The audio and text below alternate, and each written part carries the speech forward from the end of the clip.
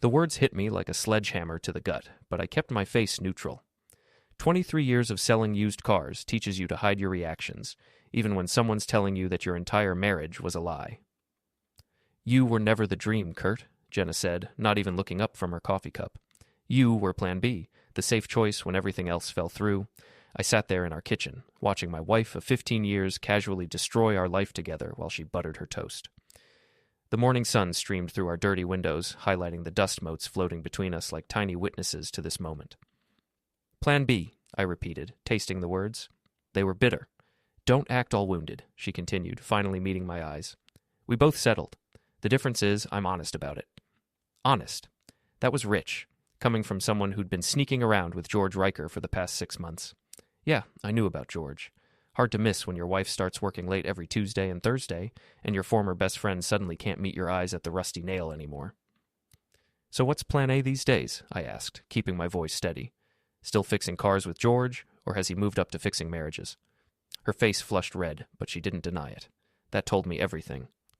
At least George listens to me, she snapped. At least he makes me feel like I matter. And what exactly have I been doing for 15 years? Existing, she said. Just existing, Kurt. Going through the motions. When's the last time you surprised me? When's the last time you did anything that wasn't predictable? I could have mentioned the surprise weekend in Albany last spring, or the new washing machine I'd bought without being asked, or the 1,000 little things I'd done to keep our household running while she pursued her book club meetings that never seemed to involve any books. Instead, I stood up and poured myself another cup of coffee. You're right, I said. I am predictable. Predictably loyal. Predictably faithful. Predictably stupid enough to think that meant something. She rolled her eyes. Don't start with the martyr routine. Wouldn't dream of it. I sat back down, studying her face. When had she become so cold? When had the woman I'd married turned into the stranger who spoke about our life like it was a business transaction gone wrong? So what now? I asked. You want a separation? Counseling? Or are we just going to keep pretending while you sneak around with George? I want you to fight for us, she said, but there was no conviction in her voice. I want you to care enough to actually try. Try what? Competing with a man who tells you what you want to hear? I'm not going to beg, Jenna. I'm not going to dance for your entertainment. Then I guess we're done. The finality in her voice should have hurt more than it did. Instead, I felt something unexpected. Relief, like a weight I'd been carrying for years had suddenly lifted. I guess we are, I agreed. Before we dive deeper into the story, I have one small request. Please subscribe, drop a like, comment, and hit that hype button to boost this channel so more people can discover these incredible Reddit stories. She looked surprised, like she'd expected me to crumble or plead or make some desperate gesture, but I'd learned something in the car business that apparently applied to marriage too.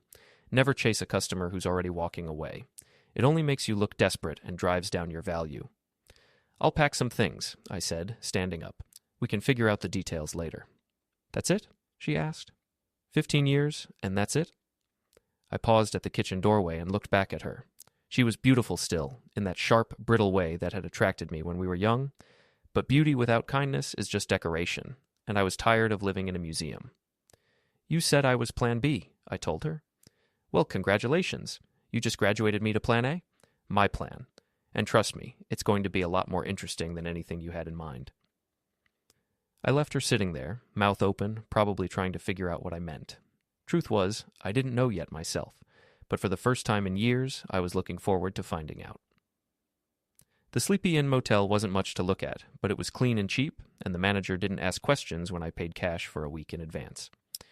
Room 237 became my temporary headquarters while I figured out my next moves. The first thing I did was call Anna Martinez, my lot manager. Anna had been running the day-to-day operations at Kaminsky Used Cars for 3 years, and she was sharper than most people gave her credit for. She also had a talent for reading situations that would make a poker player jealous. "Kurt," she answered on the second ring, "everything okay? You sound weird." "Jenna and I are separating," I said, getting straight to the point. "I'm staying at the Sleepy Inn for now. Can you handle things at the lot for a few days while I sort out the legal stuff?" "Of course," she said without hesitation. "You need anything else? Food? Someone to talk to? Someone to slash her tires?" That got a laugh out of me. "Hold off on the tire slashing. For now." "Your call, boss. But if you change your mind, I know people." After hanging up with Anna, I drove over to the lot to grab some paperwork and check on inventory. Kaminsky Used Cars wasn't much to look at from the outside, a small office building, a garage bay, and space for about 30 vehicles. But it was mine, free and clear. I'd bought it from old Pete Kowalski 5 years ago when he retired, and I'd built it into something respectable. The afternoon was quiet, just a few browsers kicking tires and looking for deals. I was in my office going through files when my phone buzzed with a text from an unknown number. Heard about you and Jenna. Sorry, man. If you need anything, let me know. George. I stared at the message for a long moment, then deleted it without responding. The nerve of that guy. Offering help after sleeping with my wife. It was like an arsonist offering to help rebuild your house. Around closing time, Anna knocked on my office door. Mind if I come in? She asked. I brought Chinese food and gossip. Figured you could use both. Anna was in her mid-30s, divorced herself, with short black hair and eyes that missed nothing. She'd moved up from Albany a few years back, looking for a fresh start after her own marriage imploded. We'd never been anything more than friends and business partners, but she understood the used car game better than anyone I'd ever worked with. What kind of gossip? I asked, clearing space on my desk for the takeout containers. The kind that involves your wife and a certain mechanic making out in the parking lot behind Miller's Hardware this afternoon, she said, settling into the chair across from my desk. I'd been expecting this, but it still stung. How many people saw them? Enough, Anna said gently. Words getting around. I figured you should know. Appreciate it. I opened my container of lo mein and tried to work up an appetite. Anything else I should be aware of? Megan Hartwell was at the grocery store this morning, telling anyone who'd listen that you've been emotionally distant and that Jenna's been struggling with the marriage for months. Megan was Jenna's best friend, a real estate agent who treated other people's drama like her own personal entertainment. She had a mouth like a loudspeaker and the discretion of a tabloid newspaper. Let me guess, I said. I'm the villain in the story. According to Megan, you're a workaholic who never appreciated what you had. Anna picked at her fried rice. She's setting up the narrative so Jenna comes out looking like the victim. This was exactly what I'd expected. In a town this size, controlling the story was everything. Jenna was getting out ahead of the truth, painting herself as the long-suffering wife who'd finally had enough. What do you think I should do? I asked. Anna smiled, and there was something sharp in her expression. I think you should remember that you're in the business of selling stories, Kurt, and you're a lot better at it than she is. She was right. Every car on my lot had a story. The reliable family sedan, the sporty convertible for weekend adventures, the practical truck for the working man. I'd been crafting narratives and managing perceptions for years. Time to apply those skills to my personal life. I'll need to be smart about this, I said. Can't look like I'm trying too hard or being vindictive. Course not, Anna agreed. But there's nothing wrong with making sure people know the truth, especially when the truth is more interesting than the fiction. We spent the next hour planning my strategy. Nothing illegal, nothing that would make me look petty or desperate. Just a careful campaign to make sure my side of the story got told. By the time Anna left, I was feeling better than I had in months. Jenna thought she was playing chess while I was playing checkers. She was about to find out that I'd been playing chess all along. I'd just been letting her think she was winning. The next morning, I drove past our house. My house, technically, since I'd bought it before we got married, and saw George's beat-up Ford pickup in the driveway. It was barely 8 a.m., which meant either he'd spent the night or he was making breakfast visits. Either way, it told me everything I needed to know about how quickly Jenna was moving on. Instead of confronting them, I drove to the bank. Morning, Kurt, said Patricia Chen, the branch manager who'd handled my business accounts for years. What can I do for you today? I need to make some changes to my accounts, I said, sliding a folder of paperwork across her desk. I'm getting separated, and I want to make sure my business assets are protected. It took about an hour to restructure everything. I opened new personal accounts that only I could access, moved my business funds to separate accounts, and changed all my passwords and security questions. Jenna had never been particularly involved in the finances anyway. She'd been content to let me handle the money while she focused on her part-time job at the bookstore and her various social activities. My next stop was the phone company, where I removed Jenna from our family plan and had her number transferred to her own account. Then I visited our insurance agent and made sure I understood exactly what our policy covered in case of separation.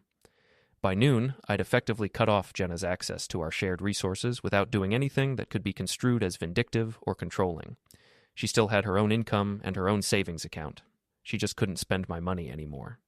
The beauty of it was that she probably wouldn't notice for a few days. Jenna wasn't the type to check account balances or worry about practical details. She'd assume everything was still the same until she tried to use a credit card or access an account. I was having lunch at the Rusty Nail when my phone rang. It was Carrie, my 13-year-old daughter. "Dad?" Her voice was small and confused. "Mom says you left because you don't want to be married anymore. Is that true?" My heart clenched. Carrie was the one innocent victim in all of this, and I'd been dreading this conversation. "It's complicated, sweetheart," I said, stepping outside where I could talk privately. "Your mom and I are having some problems, and we need some time apart to figure things out. But you're still my dad, right? You're not leaving me." "Never," I said firmly. "I will always be your dad, no matter what happens between your mom and me. That will never change. Can I come stay with you sometimes?" "We'll work something out," I promised. "Right now I'm staying at a motel, but once I find a better place, you can visit whenever you want." After I hung up, I sat in my truck for a few minutes, trying to control my anger. Jenna had no right to drag Carrie into this mess or make her think I was abandoning the family. That crossed a line I hadn't expected her to cross. My phone buzzed with a text from an unknown number. "Your wife's at Miller's Hardware again. Thought you should know. A friend." I almost ignored it, but curiosity got the better of me. I drove over to Miller's and parked where I could see the back lot. Sure enough, there was Jenna's car, and next to it was George's truck. I could see two figures in the front seat of his truck, and they weren't discussing carburetors. Instead of confronting them, I took out my phone and snapped a few pictures. Not for any legal purpose. New York was a no-fault divorce state. But because information was power, and I had a feeling I was going to need all the power I could get. As I was driving away, I saw Megan Hartwell's silver BMW pulling into the hardware store parking lot. Perfect. In about 10 minutes, half the town would know that Jenna and George were conducting their affair in broad daylight. That evening, I got a call from Jenna. "What did you do to our bank accounts?" she demanded without preamble. "I protected my assets," I said calmly. "We're separated, Jenna. It seemed like the prudent thing to do. You can't just cut me off from everything." "I didn't cut you off from anything that was yours. Your personal account is still active, your job still pays you, and you still have access to everything you had before we got married. That's not how marriage works, Kurt." "You're right," I agreed. "In a marriage, partners are faithful to each other. They don't sneak around with their husband's former friends. They don't tell their children that daddy left because he doesn't want to be married anymore. But apparently that's not how our marriage worked." There was a long silence on the other end of the line. "I want half of everything," she said finally. "Then call a lawyer," I replied. "But remember, Jenna, in New York, adultery can affect property division. Just something to keep in mind." I hung up before she could respond. Round one to me.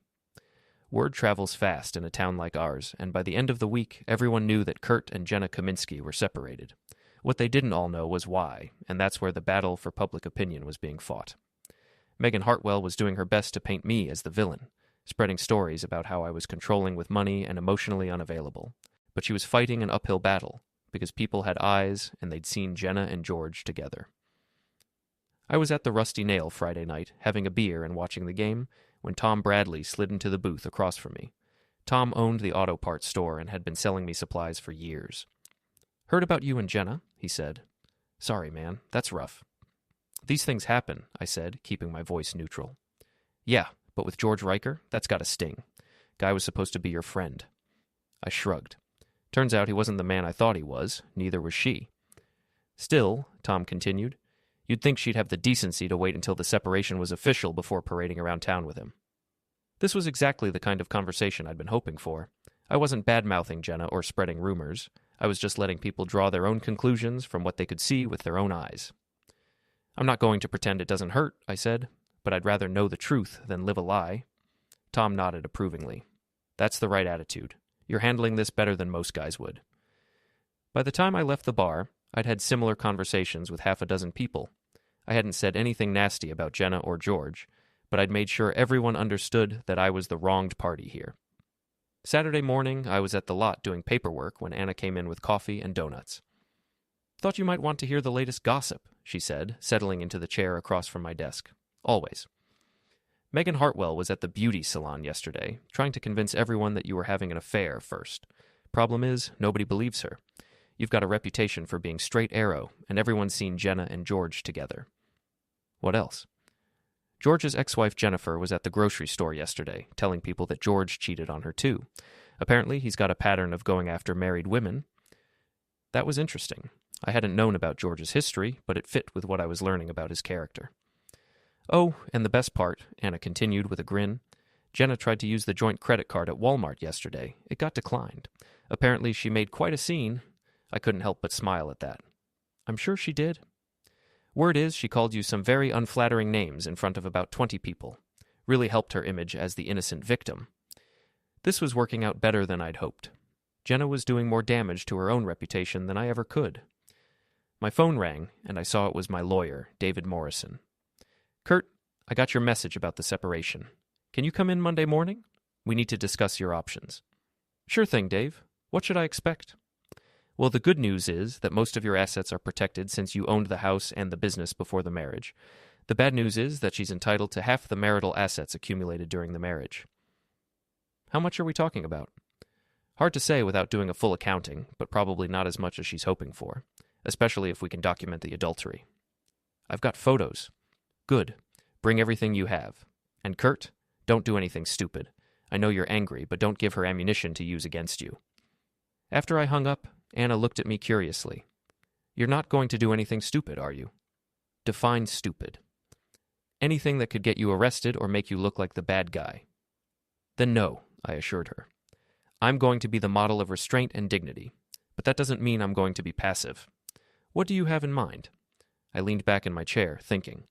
Jenna's always prided herself on being respectable. She cares what people think, so let's make sure people are thinking the right things. Such as? Such as the fact that she's a cheater who abandoned her family for a man with a history of breaking up marriages. Such as the fact that she's trying to rewrite history to make herself look like the victim. Such as the fact that she's putting our daughter in the middle of an adult situation. Anna nodded slowly. And how exactly do we make sure people are thinking these things? We don't have to make them think anything, I said. We just have to make sure they have all the facts. The truth has a way of speaking for itself. That afternoon, I drove over to the house to pick up more of my belongings. Jenna's car wasn't there, but George's truck was in the driveway. I let myself in with my key, it was still my house after all, and found George in my living room, watching my television. Kurt, he said, jumping up from my couch. I didn't expect you. It's my house, George. I don't need to make appointments. He had the decency to look uncomfortable. Look, man, I know this is awkward, but nothing, I cut him off. You're sleeping with my wife in my house, sitting on my furniture, watching my TV. The least you can do is not pretend we're friends. I never meant for it to happen this way. Sure you did. You saw an opportunity and you took it. Just be honest about it. I walked past him to the bedroom and started packing more clothes. George followed me, apparently determined to have this conversation. Jenna was unhappy, Kurt. She needed someone to listen to her. And you were happy to volunteer, I'm sure. She deserves better than what she was getting. I stopped packing and looked at him. George Riker was a decent-looking guy in a rough, blue-collar way, but he'd never been particularly bright or ambitious. He'd been content to work as a mechanic for other people while I'd built my own business. You know what she deserves, George? She deserves a man who won't cheat on his wife. But since that's not you, I guess she'll have to settle for what she can get. Again. His face flushed red. You don't know anything about what we have. I know you're both cheaters. I know you're both liars. And I know that when this honeymoon period ends and reality sets in, you're going to discover that a woman who'll cheat with you will cheat on you. I finished packing my bag and headed for the door. George was still standing in the bedroom, looking like he wanted to say something else. Oh, and George, I called back to him. Next time you want to play house with my wife, do it at your place. This is still my home until the lawyers say otherwise. I left him standing there, probably trying to figure out if I'd just threatened him or simply stated a fact. The truth was, I wasn't sure myself, but it felt good to see him squirm. Monday morning's meeting with Dave Morrison was enlightening. After reviewing my financial records and the photos I'd taken, he was optimistic about my position. The adultery definitely works in your favor, he said, leaning back in his leather chair. New York courts don't like it when one spouse cheats, especially when it's this blatant. We should be able to minimize her claim on your assets. What about Carrie? That's trickier. The courts prefer joint custody unless there's evidence of abuse or neglect. But given that Jenna's been conducting her affair openly and involving your daughter in the drama, we might be able to argue for primary custody. I don't want to put Carrie through a custody battle unless I have to. Understood. Let's see how reasonable Jenna wants to be. Sometimes the threat of a messy court case is enough to encourage settlement. That afternoon, I was at the lot when Anna came running into my office, grinning like she'd won the lottery. "You're not going to believe what just happened," she said, practically bouncing with excitement. "Try me." George Riker just tried to buy parts from Tom Bradley, and Tom refused to sell to him. Said he doesn't do business with home wreckers? That was unexpected. Tom said that? Word for word. Apparently George got all huffy and demanded to know what Tom's personal life had to do with business, and Tom told him that character matters in a small town. This was better than I'd hoped. I hadn't asked anyone to ostracize George, but the community was doing it on their own. In a town this size, reputation was everything, and George's reputation was in free fall. "There's more," Anna continued. "Jennifer Riker, George's ex, came by this morning looking for you. She wants to talk." "About what?" "She didn't say, but she seemed pretty determined. Left her number and said to call her when you had a chance." I was curious enough to call Jennifer that evening. We'd never been close when she was married to George, but she'd always seemed like a decent person. "Kurt, thanks for calling," she said when she picked up. "I heard about what George did to you, and I wanted you to know that I'm sorry. I know how it feels." "I appreciate that, Jennifer." "I also wanted you to know that if you need someone to testify about George's character, I'm willing. He did the same thing to me, found a married woman who was unhappy, and convinced her that her husband was the problem. This was gold. Would you be willing to put that in writing?" "Already did. I wrote up a statement about his pattern of behavior and gave it to my lawyer. He said you could have a copy if you needed it for your case." After I hung up, I sat in my motel room thinking about how quickly things were escalating. I'd started out just wanting to protect myself and make sure people knew the truth, but now it was becoming something bigger, a complete dismantling of George and Jenna's credibility. The next morning, I got a call from Carrie. "Dad, can I come stay with you tonight? Mom and George got in a big fight, and she's been crying all morning." "What kind of fight?" "I don't know. Something about money and people being mean to him. He was yelling about how this town is full of small-minded people, and Mom was crying and saying she didn't know it would be like this." Trouble in paradise already. "Of course you can stay with me, sweetheart. I'll pick you up after school." When I arrived at the house that afternoon, Jenna was waiting for me on the front porch. She looked tired and stressed, with dark circles under her eyes. "We need to talk," she said as Carrie ran to get her overnight bag. "About what?" "About this campaign you're running against me and George. It needs to stop." "I'm not running any campaign. I'm just living my life." "Don't lie to me, Kurt. People are treating us like pariahs. George can't even buy parts for his truck because people won't do business with him." "Maybe that's because people don't like cheaters," I suggested. "I can't control how others react to your choices." "You could tell people to leave us alone." "Why would I do that? You made your choice, Jenna. Now you get to live with the consequences." Carrie came back with her bag, and we headed to my truck. As we drove away, I could see Jenna standing on the porch, looking lost and defeated. "Is Mom going to be okay?" Carrie asked. "Your mom is a grown woman who made her own choices," I said carefully. "She'll figure out how to deal with the results." "Do you hate her?" That was a harder question than I'd expected. Did I hate Jenna? I was certainly angry with her, and I felt betrayed and humiliated. But hate was a strong word. "I'm disappointed in her," I said finally. "I'm hurt by what she did, but I don't hate her. She's your mother, and she loves you, even if she made some bad decisions about other things." That night, Carrie and I had dinner at a family restaurant across town, where we were less likely to run into people we knew. It was nice to have some normal time with my daughter, away from all the drama and complications. "Dad," she said as we were finishing our dessert, "are you and Mom going to get divorced?" "Probably," I said honestly. "I'm sorry, sweetheart. I know this isn't what you wanted." "It's okay," she said, but I could see the sadness in her eyes. "I kind of figured it out when George started staying over. It's just weird, you know? Everything's different now." "Different doesn't always mean worse," I told her. "Sometimes it just means different. We'll figure out how to make it work." As we drove back to the motel, I found myself thinking about what Jenna had said about people treating her and George like pariahs. Part of me felt a little guilty about that. I hadn't intended for things to go this far, but then I remembered the Plan B comment and the way she'd tried to make Carrie think I was abandoning the family, and the guilt faded. Actions have consequences. Jenna was learning that lesson the hard way. 2 weeks later, things came to a head in the most public way possible. I was having lunch at Mickey's Diner with Anna when Jenna and George walked in. The place went quiet. Not completely silent, but that noticeable drop in conversation volume that happens when something interesting is about to occur. They took a booth in the corner, probably hoping to avoid attention. But in a place like Mickey's, there was no such thing as anonymity. I could feel people glancing back and forth between their table and ours, waiting to see what would happen. I was determined to take the high road. I nodded politely in their direction and went back to my conversation with Anna about inventory management. But George apparently had other ideas. He stood up and walked over to our table, with Jenna trailing behind him looking mortified. "Kurt," he said loudly enough for half the restaurant to hear, "we need to clear the air." "Do we?" I asked, not looking up from my sandwich. "This has gone far enough. You're poisoning people against us, and it needs to stop." Now I did look up. George's face was flushed, and he had that aggressive stance that men get when they're trying to start a fight they're not sure they can finish. "I'm not poisoning anyone against anyone," I said calmly. "People form their own opinions based on what they observe. That's garbage, and you know it. You've been spreading lies about us all over town." "What lies would those be, George?" He opened his mouth, then closed it again. Because the truth was, I hadn't spread any lies. I'd simply made sure people knew the facts. "You know what you've been doing," he said finally. "I know what I've been doing," I agreed. "I've been protecting my interests and taking care of my daughter.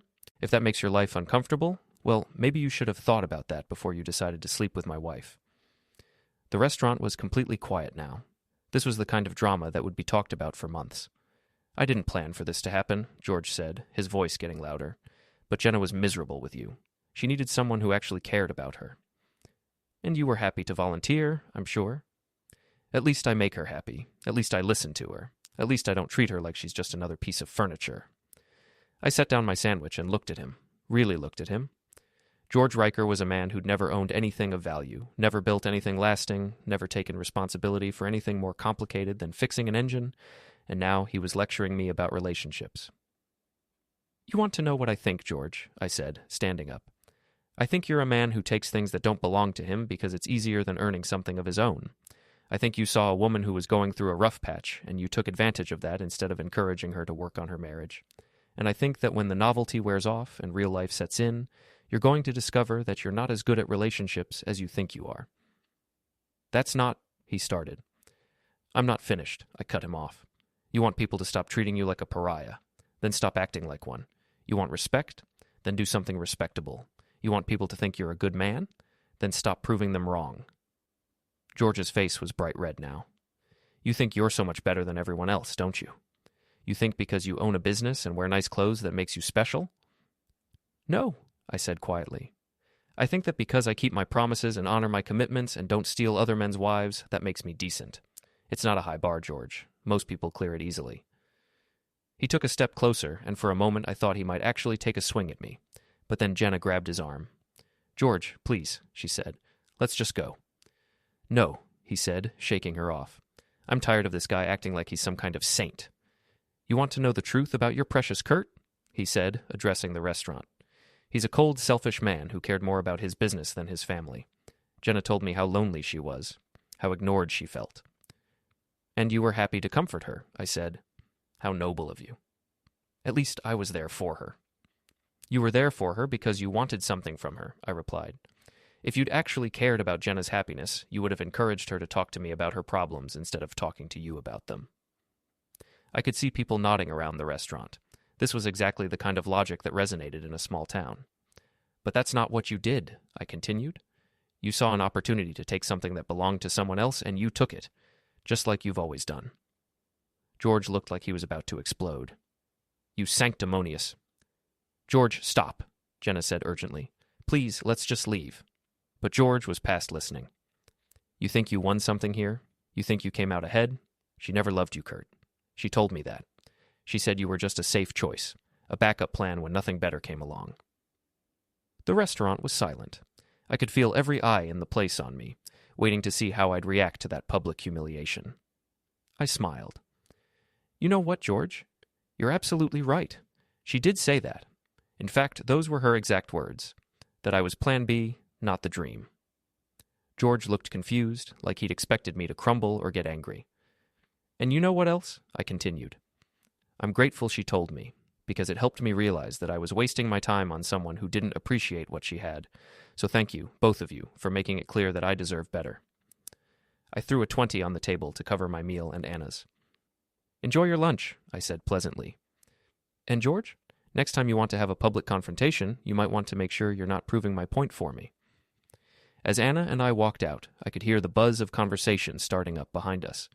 By evening, everyone in town would know exactly what had happened and who had come out looking better. "That was beautiful," Anna said as we got in my truck. "You just let him hang himself with his own rope." "He made it easy," I said. "Angry people always make it easy." My phone rang as we were driving back to the lot. It was Dave Morrison. "Kurt, I just got a call from Jenna's lawyer. They want to settle. Apparently she's eager to get this resolved quickly." "What are they offering?" "More than I expected them to offer. I think your wife is discovering that public opinion matters more than she thought it would." "Set up the meeting," I said. "Let's get this finished." As I hung up, I realized that I was actually looking forward to putting this whole mess behind me. The revenge had been satisfying, but it was time to move on to the next chapter of my life. And unlike Jenna, I was going to make sure it was a chapter worth reading. The settlement meeting took place on a Thursday morning in Dave Morrison's conference room. Jenna arrived with her lawyer, a sharp-dressed woman from Albany who looked like she'd rather be anywhere else. Jenna herself looked terrible. She'd lost weight, and there were dark circles under her eyes that makeup couldn't quite hide. For a moment, I almost felt sorry for her. Almost. "Let's get straight to business," her lawyer said, sliding a folder across the table. "My client is prepared to accept a minimal settlement in exchange for a quick, quiet divorce." Dave and I reviewed their offer. It was surprisingly reasonable. She wanted the car that was in her name, half the money in our joint savings account, and a small monthly payment for 2 years to help her get established. She was giving up any claim to the house, the business, or my retirement accounts.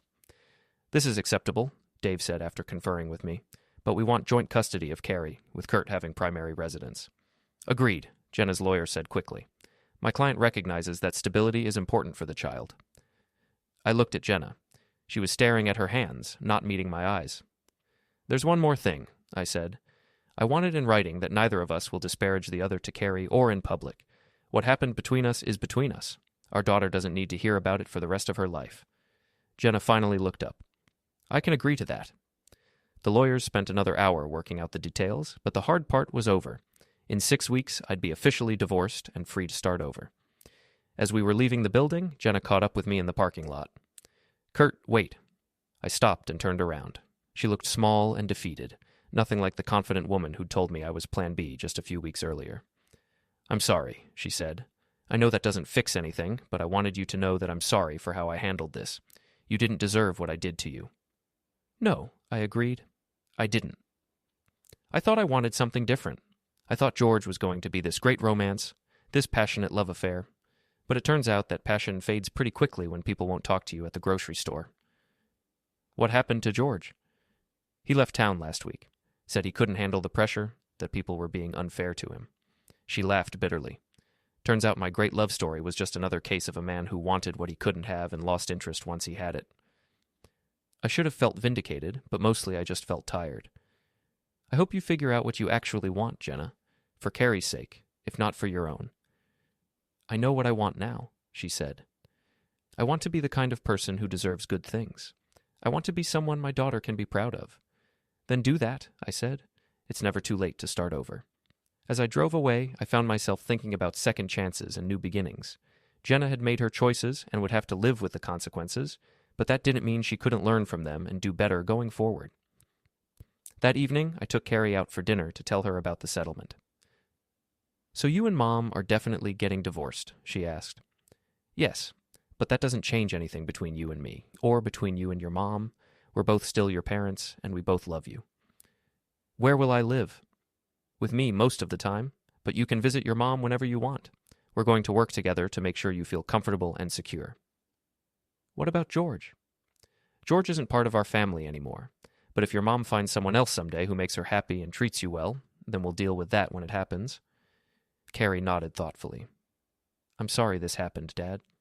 "Me too, sweetheart. But sometimes when bad things happen, they make room for good things to come along. We're going to be fine." And I believed that. For the first time in months, I was looking forward to the future instead of dwelling on the past. 6 weeks later, the divorce was final. I celebrated by buying a new house, nothing fancy but bigger than our old place, with a nice yard and a 2-car garage. Carrie got to pick out the paint for her room, and we spent a weekend turning it into exactly what she wanted. Anna helped me move, and afterward we sat on my new back porch, drinking beer and watching the sunset. "Any regrets?" she asked. "About the divorce? No, about how I handled it. Maybe a few. I could have taken the high road a little more often. You took the high road enough.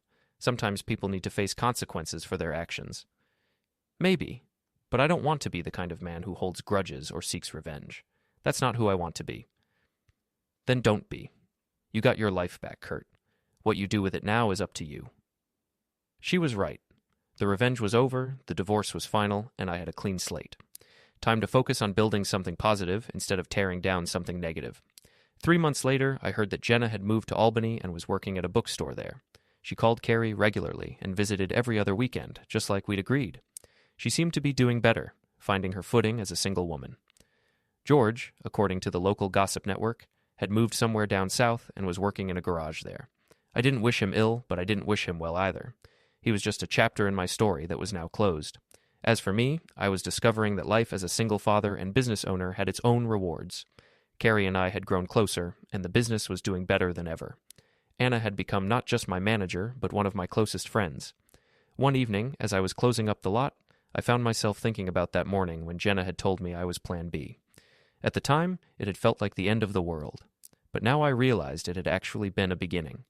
I'd learned that I was stronger than I'd thought, more resourceful than I'd imagined, and better at protecting what mattered to me than I'd ever needed to be before. Most importantly, I'd learned that being someone's Plan B didn't make me second-rate. It just meant I'd been wasting my time on someone who couldn't recognize quality when she had it. And that was her loss, not mine.